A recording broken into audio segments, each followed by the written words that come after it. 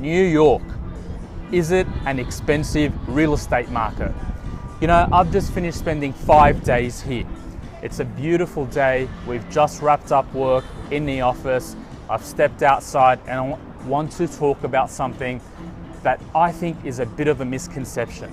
Something that I have come to understand very, very intimately over the past few months. And that is the diversity and the offering in the New York real estate market. The conception of New York for outsiders, for those right around the world, and even those in the United States, is that it's a very expensive market. But I think that's false, and I'll explain today to you why. Let me give you an analogy. If you walked into a bar and that bar had a $10,000 or $20,000 bottle of wine, it doesn't necessarily make that bar an expensive bar. That bar might serve a soft drink at $4 or $5, and it might have a $10,000 or $20,000 bottle. You might have a bar that doesn't have a $10,000 or $20,000 bottle, but serves the same soft drink for $7 or $8. And that's very similar to the New York real estate market. You have definitely a very high-end offering. You have a lot of real estate that is the most expensive, but it doesn't make the entire market expensive. And that's something that's very, very important for investors. What I look at is the demand and the cash flow behind every single real estate investment. And in New York, the demand for rental is absolutely huge. It's crazy, it is nuts. Every single block that goes up, every single product offering, particularly in Manhattan and Brooklyn and the emerging markets, that's really what I'm talking about.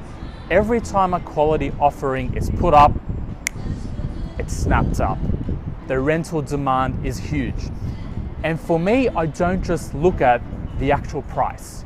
You know, you can look at the price in absolute terms, $1 million, $2 million, $5 million, and say that's expensive. But what's equally important is the demand for that piece of real estate, the income growth that you'll generate from that piece of real estate.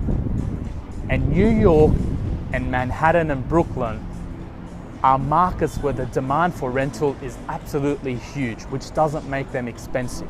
They can be expensive. Again, there is a very high-end offering that many cities around the world don't have. But if you look at the market overall, the price points are high because the demand for rental is high. And so I wanted to articulate this to you today, regardless of where you're watching it right around the world. I want you to look at New York real estate prices, Manhattan and Brooklyn real estate prices, relative to rental prices and relative to rental demand.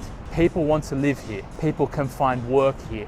People just love being in this city. And that's something that hasn't changed for a very long period of time.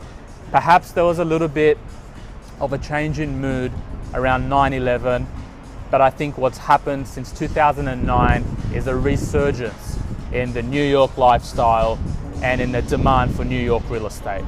And so while you do have that very high-end price point, the rest of the market, I think, is actually quite sensible.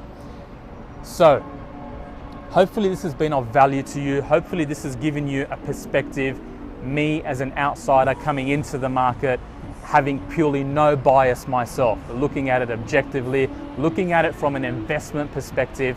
Remember, I'm looking at rental income relative to what you get in terms of price, and every single investment right around the world, whether it's stocks, bonds, if you buy a business, the ultimate factor in success is the income you derive.